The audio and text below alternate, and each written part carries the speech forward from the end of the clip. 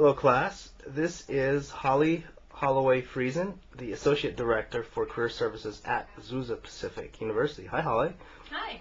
And she is here to talk a little bit about her new insight regarding career choice if or when you become a parent. Now, Holly, you recently just had a child, 1 year and a half, correct? Mm-hmm. And how does that, or what insights did that give you, or what new perspective did that give you in terms of career choice? What can you advise students who have kids and students who intend to have kids in the future on how does that change your perspective on career choice? I have to say, as a career counselor by trade, I love helping students find careers and majors that match your passions. And I actually came back from a different background. I didn't know what my major was when I was going into college. I picked biology, and I majored in that, but I really didn't like it. And then I decided to change majors, and I added literature, and ultimately graduated and did kind of different kinds of jobs, and really not knowing ultimately what I wanted to do. Right. And following that, I figured out through trial and experience what I really enjoy is counseling and helping students, and I decided to get my master's, and now I'm working on a PhD.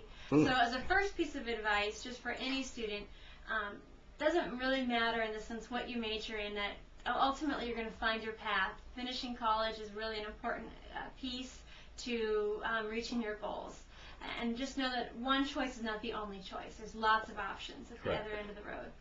But going back now that I'm a mother, because I would consider myself a very driven person, and bills necessitate that I have to work. As many of your students would understand, you just got to pay your bills. Correct. But I think now, if for those students that have a choice, that are still in college, that are choosing career paths, if you can pick something that will allow you to have flexibility and allow you to earn enough money, say you do want to work part-time, that will pay you high enough, that will let you work part-time to have more time with your children. And the community college is a great venue for different careers that will lead you to higher paying fields and options.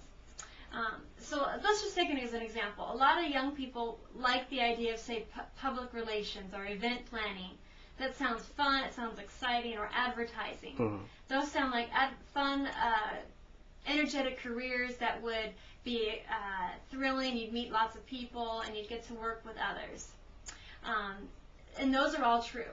But the downside of, say, those careers in particular is there's a lot of hours involved in event planning and advertising and public relations, or even what I do. There's a lot of hours involved in management of an office, say even just business management.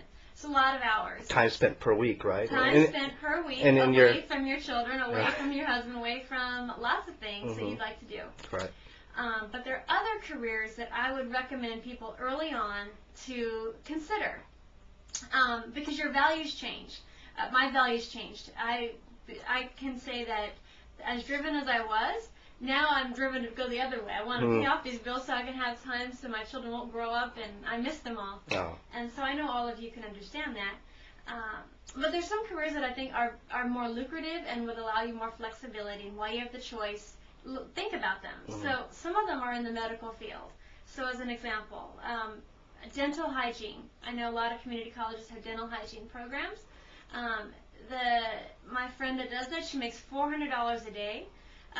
Full-time, she makes about $100,000 a year with minimal schooling, much less schooling than I have, and I make probably half of what she makes. Another option would be nursing. A lot of you might be considering that.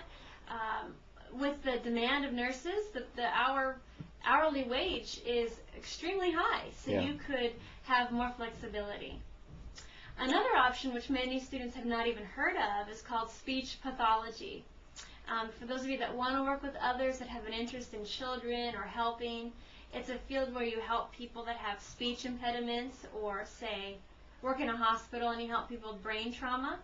And there's such a demand for those individuals that you could work in a school, in a hospital, in your own practice, as many or as few hours as you'd like, and they get top dollar because there aren't a lot of speech pathologists. And if you major, say, in communications, it could lead you to those kinds of programs. So I would have you consider those kinds of fields, that, even teaching as an example. If you wanted to pursue teaching at all, getting your credential, all that is a time-intensive process, but it will give you summers off, as an example.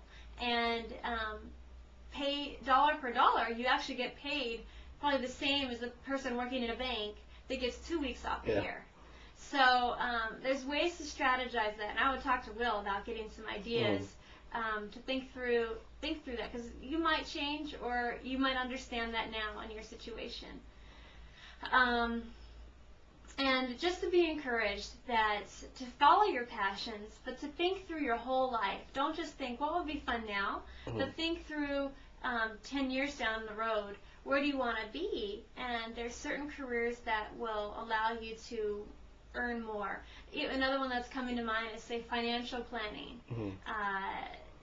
You can major in anything, and you do need a 4-year degree usually, but you can major in anything, and it takes about 3 years of really hard work, but then if you stay in it, people end up having to work only till noon that day because they're getting residuals on the income that they've made from all the other investments they've helped people with in the 3 years previously. So 10 years down the road, you can be making income from work you did 3 years earlier, as an example. Great. And one more question before we leave.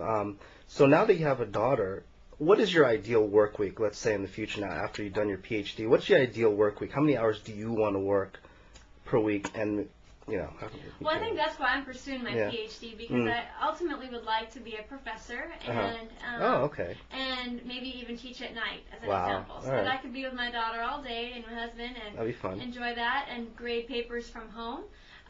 So ultimately, I would prefer to work, say, 20 hours a week, but that's not realistic. So even if I have to work full time, I'm trying to think strategically, and so that's why I'd choose being a professor, where I could do it from home or on weekends and have time, more flexibility. Great. Hey, Holly, thank you so much for joining us. Thanks for your time.